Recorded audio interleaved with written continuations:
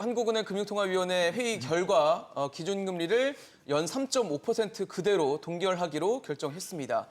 아마 최근에 여러 가지 변수들이 많이 나오고 있는 상황이고 최근 급증하고 있는 가계부채보다는 중국발 경기 침체 우려가 더 심각하다라는 판단이 내려진 건지 아니면 또 다른 이유가 있는 건지 체크해 보도록 하겠습니다. 장 의원님 어떻게 보셨습니까? 일단 동결을 결정했습니다. 예상했던 대우였습니까? 뭐 시장에서 다 예상했던 결과라고 생각합니다. 예. 그리고 한국은행으로서 이제 여러 가지 상황을 고려할 수밖에 없었을 텐데요.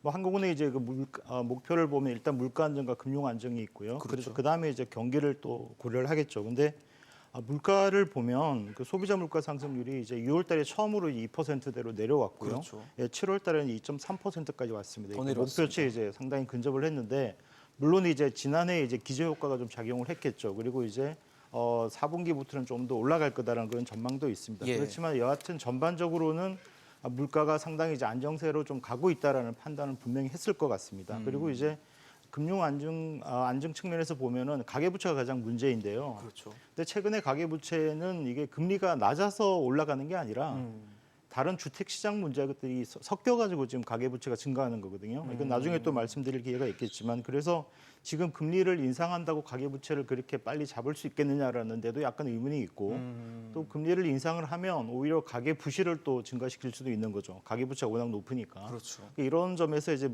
금융 안정 측면에서는 어느 쪽도 가기 어려울 거라고 보고요.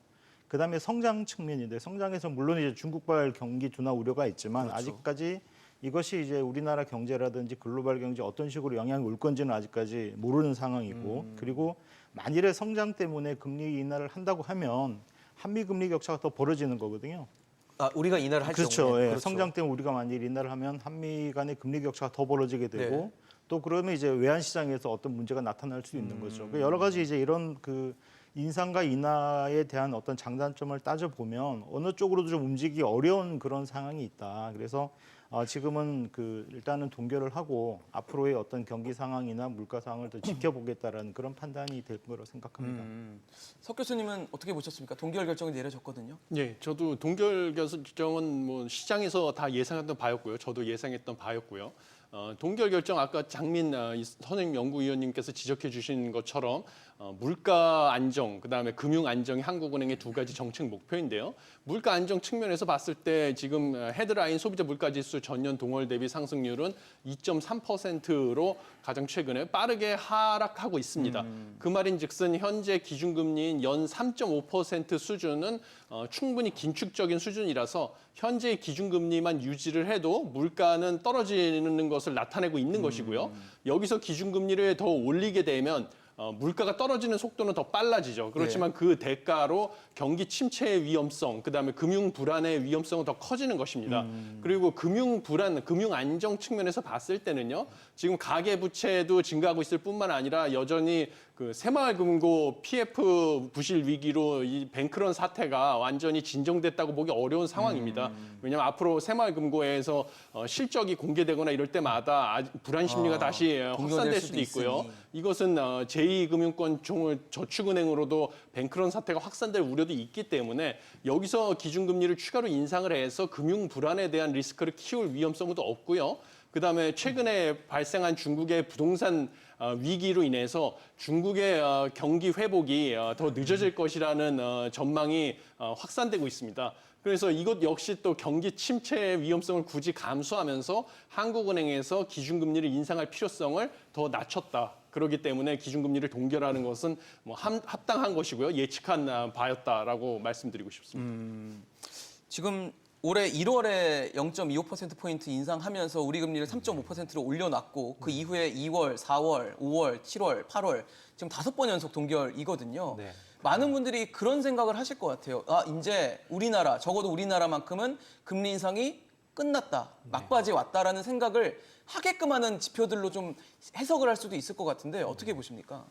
그 금리 인상이 끝났는가 아닌가 여부는 사실 섣불리 판단하기는 어렵다고 생각합니다. 왜냐하면 우리가 이제 소위 포워드 가이던스라고 하죠. 그러니까 미리 앞으로 금리 경로를 어떻게 가져가겠다라고 이제 중앙은행에서 얘기를 할 때가 있는데 그게 좀 이제 유효하고 좀 합당한 경우는 이제 제로 로어 바운드라고 하는 이제 0% 금리대가 붙어 있었을 때 네네. 추가적인 금리 인하가 불가능하니까 앞으로 우리가 금리를 더 내릴 수는 없지만 명목으로 그래도 이 수준을 유지하겠다 하는 데서 이제 효과가 상당할 수 있는데 지금과 같이 경기에 있어서도 불확실성이 좀 크고 물가에 있어서도 불확실성이 큰 상황에서는 네. 그러니까 포워드 가이던스를 하기는 쉽지 않은 상황이라서 앞으로 좀 상황을 보고 판단을 해야 될 것 같고요. 그런 측면에서 지금 금리 동결은 저는 이제 합리적인 판단이라고 개인적으로 생각은 하는데요. 뭐 앞서 두 분께서도 말씀하셨지만 이제 물가 같은 경우 최근에 많이 내려오긴 했고 뭐 네. 기대 인플레이션도 우리나라의 경우에는 안정돼 있는 것은 사실입니다. 다만 이제 최근에 유가가 조금 다시 올랐고요. 환율도 이제 다시 오르면서 그렇죠. 향후에 이제 물가가 뭐 소폭 다시 반등할 수도 있는 거 아니냐 뭐 이런 우려가 있는 상황이라서 이 상황을 본다면 기준금리를 추가로 올릴 필요는 없겠지만 이제 현재 수준을 어느 정도는 유지를 하면서 앞으로 이제 물가 추이를 살펴보는 것이 중요하다고 생각을 하고요. 이제 경기 측면에서도 살펴보면 이제 조금 저는 뷰가 다를 수도 있는데, 그러니까 저희 이제 KDI 전망도 얼마 전에 나왔고요. 예. 지금 같은 경기를 보면 아직 회복세가 완연한 것은 아니지만 이제 저점은 통과하고 있는 것으로 보이고 하반기에는 점차 이제 회복 국면으로 들어설 것이다라고 저희 이제 판단을 하고 있기 때문에. 네. 물론 이제 회복세가 굳건한 상황이 아니라서 뭐 금리를 좀 내려서 회복세를 도와줘야 되는 거 아니냐라는 의견이 있을 수도 있지만 네. 여전히 물가가 이제 물가 안정 목표보다는 높은 상황이고 내년도에도 이제 2%로 바로 내려오기는 좀 어려운 상황이라고 보기 때문에 당분간은 좀 유지하는 것이 맞겠다 이렇게 생각을 하고 있습니다. 장민 위원님 어떻게 보세요? 앞으로의 금리 전망에 대해서는 한 번 더 낮출, 그러니까 연내 낮출 가능성에 대해서는 좀 어떻게 보십니까?